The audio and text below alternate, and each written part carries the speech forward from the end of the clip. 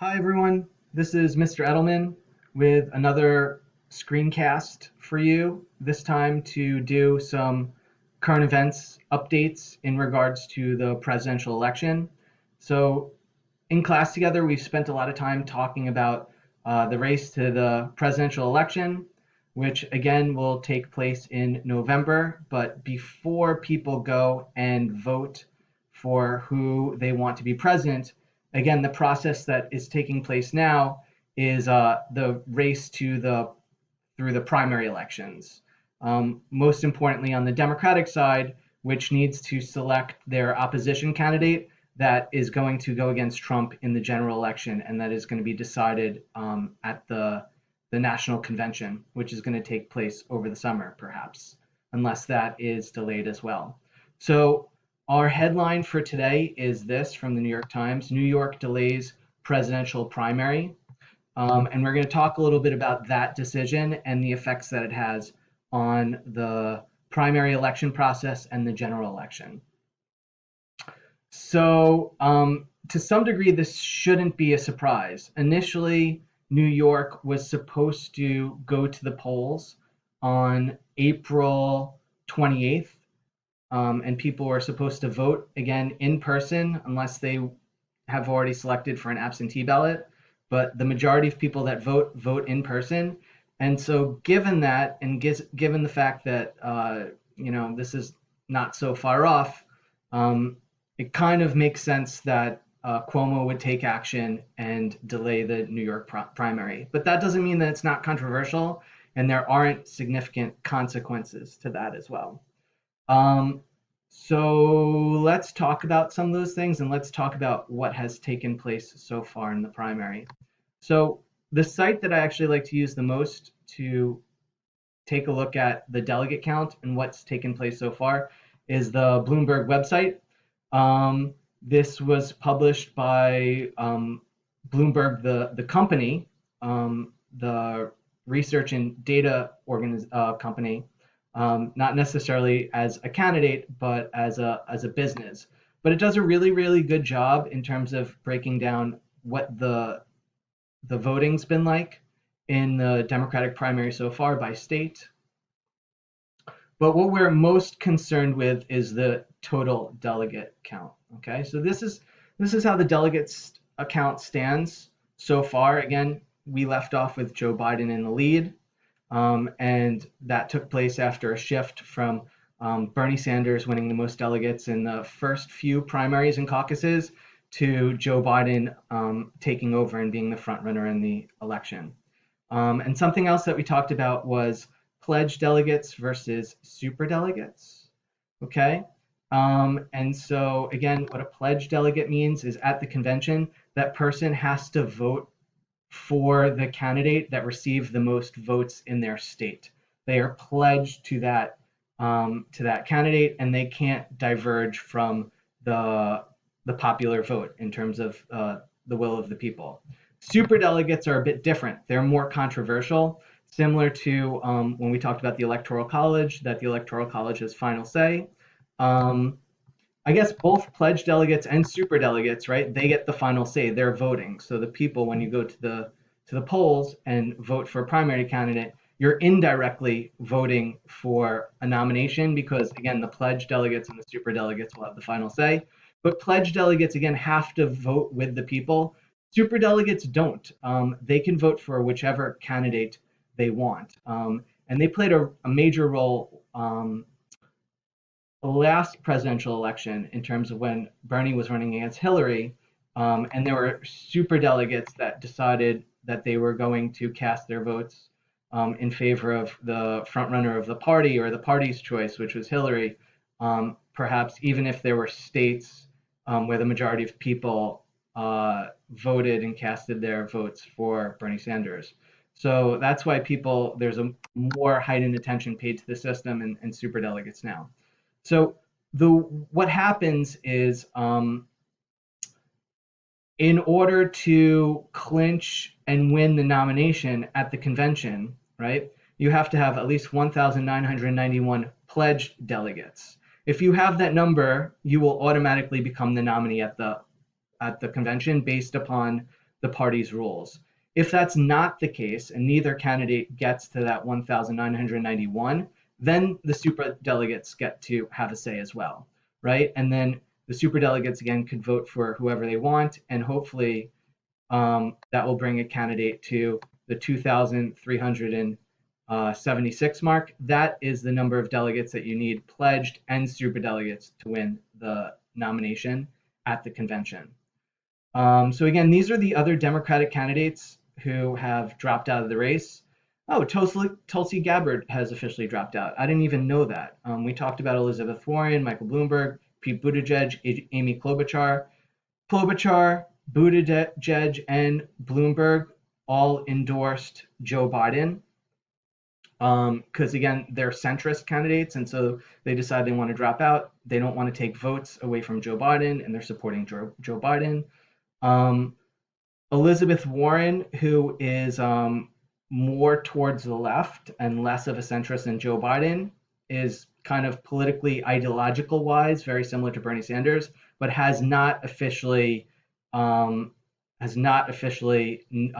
nominated or endorsed either Joe Biden or Bernie Sanders. It'd be interesting to see if she eventually comes out to support either candidate. So she hasn't said anything yet. Okay. And let's see, if we go down here, so this shows you the calendar in terms of states and when each state went to the polls or conducted their caucus. So again, Iowa started off first, February 3rd. If we remember, we talked about that in class together. And you could see if you look over here, right, if you go to Bernie Sanders in Iowa, he received the second most delegates after Pete Buttigieg, who actually won in the Iowa caucuses. And if you go down, you continue going down, you can see now that Sanders is in the lead. And then we had that big shift in South Carolina where Biden won tremendously. He did very, very well in South Carolina. And we said that was the first state that had a large African American vote that came out, and they seem to be most supportive of Biden, perhaps because he was the VP of Obama. And as each state has continued to vote in their primaries, you can see that Bernie Sanders is still ahead at this point. Let's see, where does the shift occur? Right about here, right? So like after Oklahoma, you can see this is Super Tuesday. Now Biden is in the lead. Now we're at March 10th.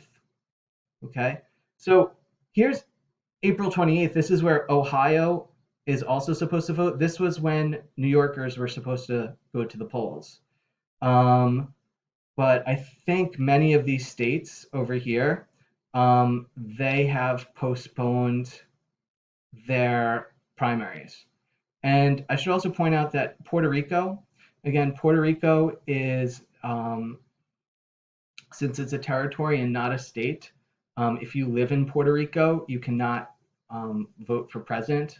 Actually, I think they have polls open. You can, but your vote does not matter because since Puerto Rico isn't a state, they don't have electoral votes. But you can cast a vote in Puerto Rico for a nomination, for a nominee in the primary, and that will count. If you live in Puerto Rico, the only way that you can vote for president in a way that it will count towards the election is you need to reside in one of the 50 states or Washington, D.C. So if you're Puerto Rican, but you move to New York and then you become a resident of New York, you could vote and then your vote would count in the New York state election. And again, it's important to remember that elections occur on a state-by-state basis. So again, it's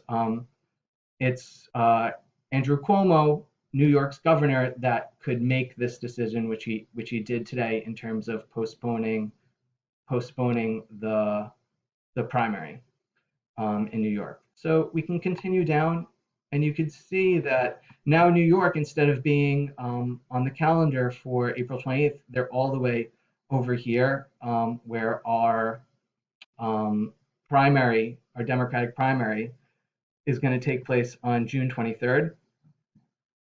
And there's consequences to that. So one thing that I found out today is New York originally they were supposed to have a higher number of delegates to decide who would be the nominee, and now it's significant.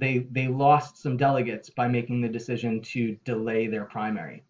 Um, but who knows? It might not even be important because there's a lot of talk right now that Bernie Sanders might actually drop out in the next few weeks or so. So there might not even be a necessity for New Yorkers to go and vote for a Democratic nominee if he decides to drop out beforehand. It'd be very, very interesting to see. And again, it's a unique situation. I mean, given the pandemic and the focus of the news right now in terms of all things COVID related, there hasn't really been all that much many articles or much attention paid to the primary. And you don't hear much from either candidate right now. And it's interesting to think about, why do you think that is? Do you think that perhaps they think it's a better decision to keep quiet because but it could seem insensitive to come out and try to campaign during this national or worldwide crisis? I don't know, but it's interesting. I was talking to my wife today. She's like, I'm surprised, like Bernie or Joe Biden hasn't really come out. Like, you think this would be a time where they want to demonstrate their leadership, but honestly, I don't know if the media is just not giving them the news coverage because more people want to hear about what's going on in terms of people being sick and people being treated and the pandemic, or it's the candidates themselves that just want to lay low right now. So it's interesting to think about in terms of why that is, and what effect this crisis is going to have on the primary and the general election as well.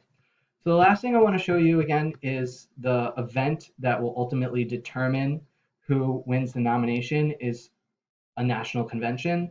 The Republicans will have one as well, but it's less important because it's basically decided that Trump is going to receive the nomination of the party. Well, it doesn't mean that he'll win the general election, but he'll receive the Republican nomination to run for re-election as the president. And even if you go to the Democratic National Convention, which is supposed to take place in Milwaukee, Wisconsin, which was originally scheduled for July 13th to the 16th. Again, it says, in this climate of uncertainty, we want to share an update with you about our approach to the planning. So who knows? Who knows if people are still going to be gathering in large groups? I mean, this is a huge, huge rally that's meant to build as much support and momentum up until the general election.